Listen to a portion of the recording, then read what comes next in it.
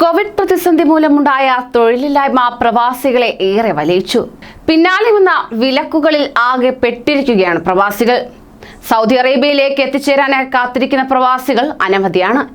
ഇതിനു പിന്നാലെ ഇതാ മറ്റൊരു നിർദ്ദേശവുമായി സൗദി അറേബ്യ രംഗത്തെത്തിയിരിക്കുന്നു.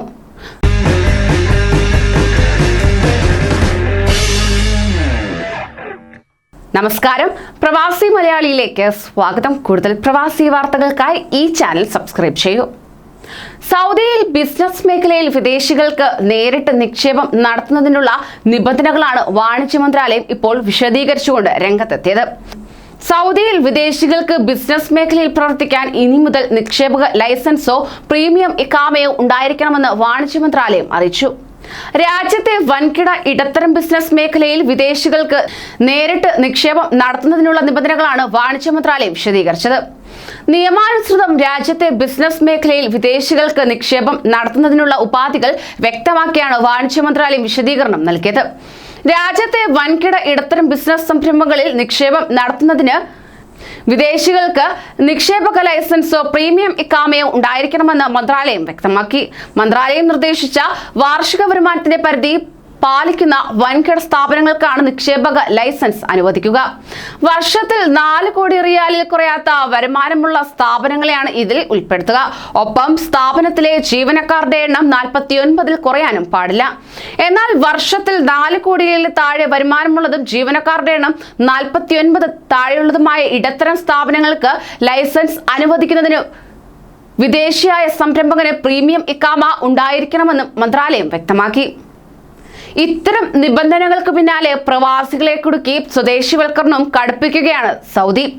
സ്വദേശിവൽക്കരണം കടുപ്പിക്കുന്ന സൗദിയുടെ മറ്റൊരു നീക്കം പ്രവാസികൾക്ക് തിരിച്ചടിയായി മാറിയിരിക്കുന്നു. ഉയർന്ന തസ്തികകളിലേക്ക് സൗദി പൗരന്മാർക്ക് നിയമനം നൽകുന്നതിലൂടെ നിരവധി പ്രവാസികൾക്കാണ് തൊഴിൽ നഷ്ടമാകാൻ സാധ്യതയുള്ളത്.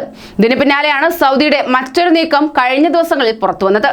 വിദേശ എഞ്ചിനീയർമാർ സൗദിയിലെത്തുന്നതിന് മുമ്പ് തന്നെ പ്രൊഫഷണൽ പരീക്ഷ പാസ്സായിരിക്കണമെന്ന് അധികൃതർ അറിയിക്കുകയുണ്ടായി.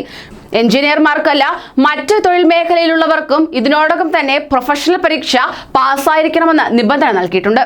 രാജ്യത്ത് നിലവിലുള്ള എഞ്ചിനീയർമാർക്കും വിവിധ ഘട്ടങ്ങളിലായി യോഗ്യതാ പരീക്ഷ പൂർത്തീകരിക്കുന്നതാണ്. എഞ്ചിനീയറിംഗ് ജോലികളിലെ ഗുണമേന്മ ഉറപ്പാക്കുന്നതിന്റെ ഭാഗമായാണ് ഇത്തരത്തിൽ നടപടി സ്വീകരിക്കുന്നത്.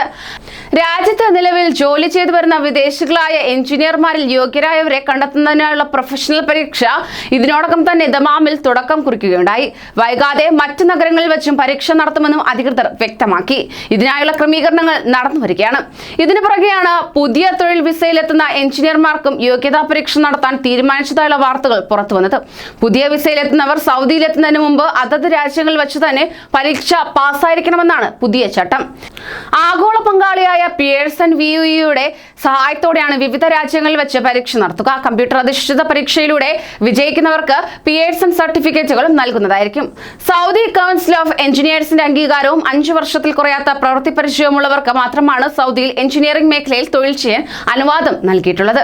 കൂടുതൽ പ്രവാസി വാർത്തകൾക്കായി ഈ ചാനൽ സബ്സ്ക്രൈബ് ചെയ്യൂ.